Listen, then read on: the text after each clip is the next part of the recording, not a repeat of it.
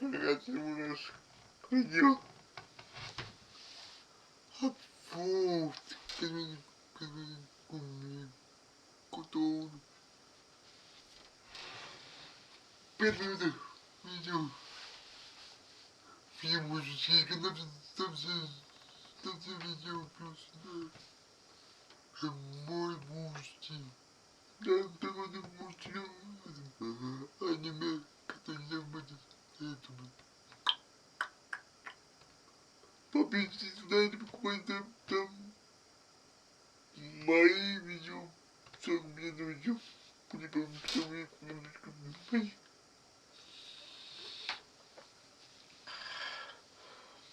Нормально не будет такое, как...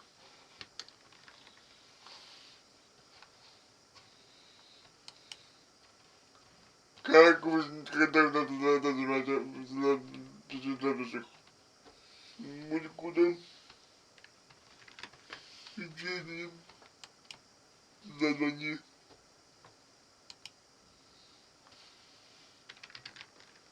Окей, погнали. Смотрите видео.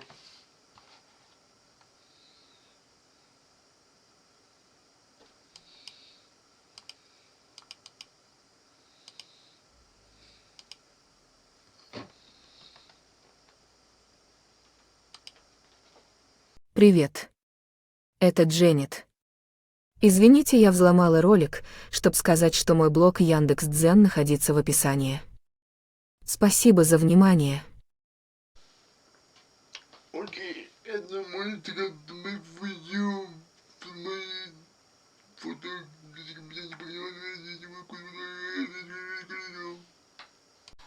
Привет, Котон, погнали видео.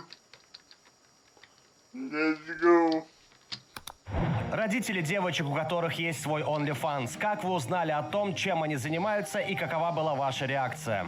Я знаю одного чела, который сказал что-то вроде: «Надеюсь, моя дочь никогда не будет заниматься подобными вещами. Но если будет, то папочке нужна будет новая машина». Я думаю, не стоит называть себя папочкой, говоря о своей дочери, у которой есть свой OnlyFans. В 90-е годы я работал на работе с зарплатой чуть выше минимальной. У меня была коллега, которая по ночам стала танцевать в стриптиз-клубе. Спустя время она купила себе новый кабриолет «Мустанг», который ее отец постоянно у нее одалживал, делая вид, что это его машина. Этот самодовольный засранец понятия не имел, чем занималась его дочь по ночам. Чувак думал, что у его дочки просто все хорошо с деньгами. Надо быть супергением, чтобы считать, что человек, получающий $6,5 в час при графике работы 14-20 часов в неделю, способен купить себе новую машину.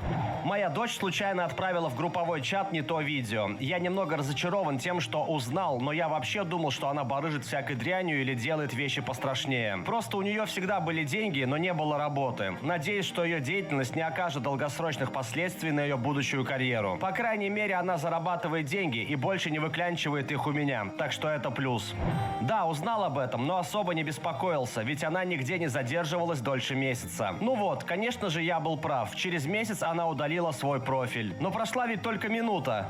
Моя двоюродная сестра занималась этим. Когда ее отец обо всем узнал, он не рассердился, поскольку понял, что она таким образом оплачивает аренду за жилье. Однако он сильно расстроился, когда узнал, что она к тому же несколько раз в месяц танцует в стриптиз-клубе. На что она ответила: «А на какие деньги ты думал, я езжу в путешествие?» Честно говоря, я понимаю, почему любой родитель будет больше беспокоиться по поводу работы дочери в стриптиз-клубе, чем по поводу профиля в OnlyFans. В стриптиз-клубах, на мой взгляд, гораздо выше риск того, что случится какая-то херня. Правда, в отличие от стриптиза, если ты занимаешься OnlyFans, твои фотки навсегда останутся в интернете. А если ты стриптизерша и решишь перестать танцевать, то ты просто можешь начать заниматься чем угодно, и люди не узнают, что раньше ты танцевала стриптиз. Всем привет, я Макс, и я отниму у вас всего несколько секунд вашего времени. На своем канале я стараюсь современного человека. Переходите, Он сказал мне в описании и все такое. Недавно общался с двоюродным братом, и он сказал мне, что узнал, что у его дочери есть OnlyFans, и она работает в стриптиз-клубе. Он был очень расстроен, потому что, по его словам, этот факт разрушил его представление о стриптиз-клубах, и он больше не может смотреть на девушек по-старому и никогда больше не сможет наслаждаться их танцами. В остальном ему было похер. На мой... Нормально.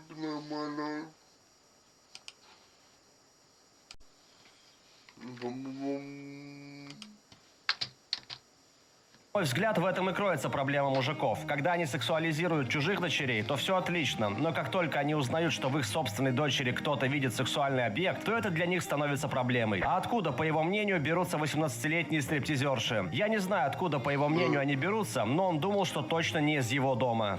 Когда-то у меня был профиль в OnlyFans, но уже нет. Он был лайтовый, типа фоточки в нижнем белье, не более. В основном мой контент был акцентирован на моих ножках. Когда родители узнали об этом, мама сказала: раз уж ты одной ногой в этом деле, намеренный каламбур, иди уже до конца, может делать контент и пожестче. А папа добавил: с тебя 10%, ведь это благодаря моим яйцам ты появилась на свет. Еще, кстати, мне нужна новая удочка, если хочешь, можешь мне ее купить. У моих родителей свой взгляд на эту тему, лол.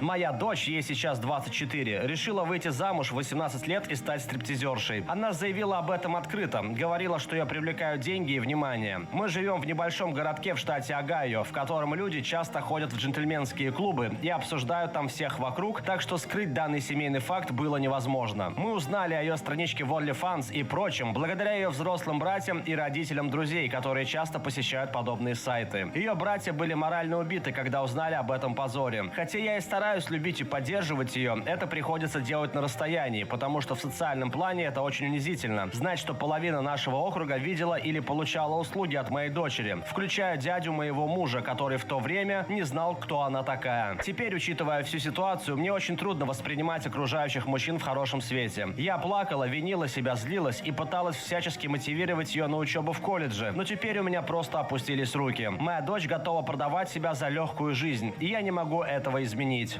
У дочери моего бывшего начальника был OnlyFans. Когда этот факт стал известен на работе, он открыто рассказал об этом и даже поделился ссылкой на ее инсту. Ходили даже слухи, что коллега, с которым мы работаем, был одним из чуваков, с кем она записывала видео. Я думаю, мужик был недоволен сложившейся ситуацией, но поскольку все вскрылось, он, должно быть, подумал: да похер, по крайней мере, она заработает денег.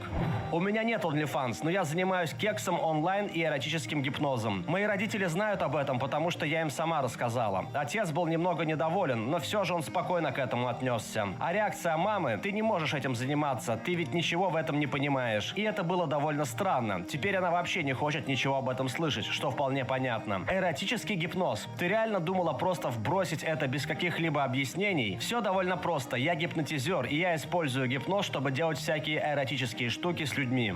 Моя коллега недавно узнала, что жена ее брата занимается такими вещами. Проблема в том, что на заднем плане некоторых из ее материалов присутствуют ее дети. Понятно, что семья была с этого в шоке. OnlyFam and Fans.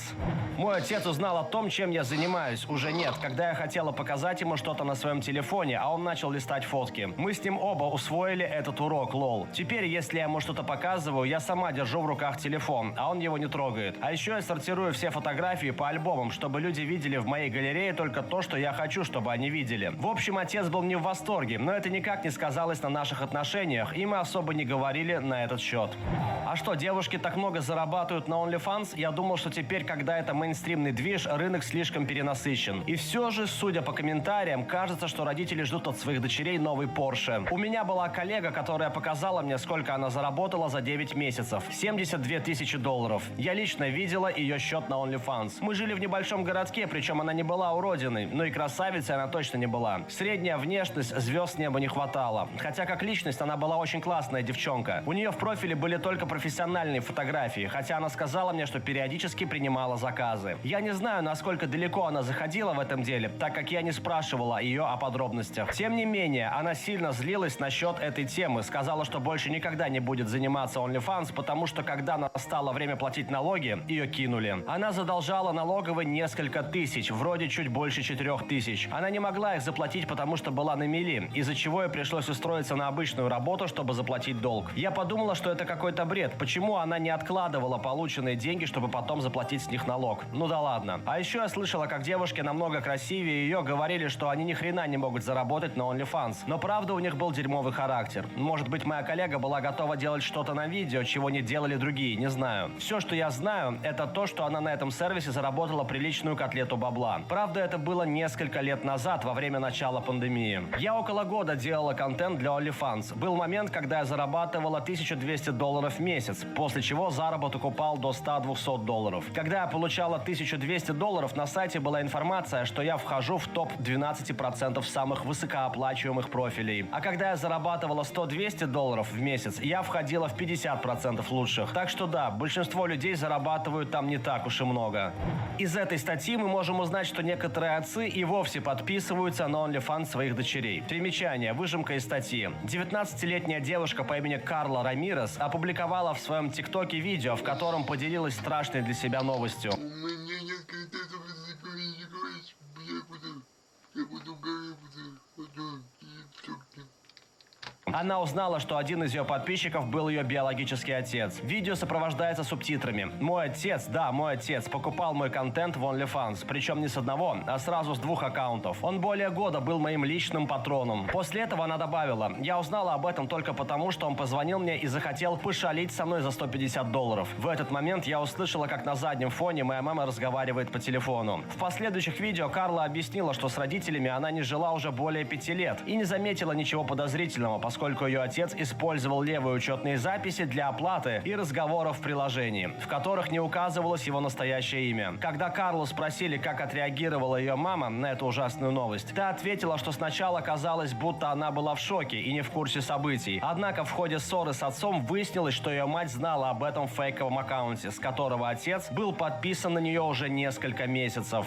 История не от лица родителя, а от лица дочери. Я зарабатываю на жизнь, записывая аудиопром. Это своего рода ролевая игра, в которой я разговариваю со слушателем, будто нахожусь рядом с ним. Даю инструкции, что ему делать со своим или с моим телом. Я начинала с того, что посылала такие аудиозаписи людям, с которыми встречалась. Им так это понравилось, что я начала их продавать. Аудиоформат офигенная штука. Расходы практически нулевые. При этом можно воплотить любую фантазию или сценарий. Главное — твое воображение. Короче говоря, моя мама была невероятно настойчива в вопросах того, чем я занимаюсь. Ведь она знала, что у меня есть деньги, но по ее мнению я никогда ничего не делала. Она обижалась на то, что у меня было столько свободного времени, а я совсем не уделяла ей внимания. У меня была своя квартира, и она была уверена, что меня спонсирует какой-то мужчина. Ведь по ее мнению я не могла позаботиться о себе сама. Я пыталась отмахиваться от ее вопросов, но однажды она загнала меня в угол и начала допытывать. В конце концов я сказала ей: я продаю аудиозаписи для взрослых, я сочиняю, записываю и редактирую сценарии для них. Вот откуда у меня деньги и вот на что я трачу свое время. Все, что касается меня и моей жизни, противоположно тому, какой она меня воспитала. И каждый раз, когда она узнает обо мне что-то новое, что ей не нравится, ее реакция одинакова. Она делает вид, что мы никогда не говорили об этом. Зачастую она просто выдумывает себе альтернативную вселенную, в которой спокойно живет. Видя мои языческие украшения, она говорит: я так рада, что ты порядочная христианка. А познакомившись с моей девушкой, она сказала: когда-нибудь ты найдешь себе хорошего мужчину-христианина. Когда я рассказала о том, чем я занимаюсь, она сказала: я так рада, что тебе больше не нужно работать, и ты можешь проводить свое время, отдыхая и занимаясь хобби. Большое спасибо за просмотр. В комментариях под видео родители девочек... Странный вода вам не окей. Понимаю, никакой много воды. Как ты говоришь, там... Так вот идем. Помните, когда были такие, как бы... Пусти. Да. У меня есть свой пусти. Папе не за него, там аниме выходит. Блядь. Вот это, попить когда и вот куда let's go. Погнали.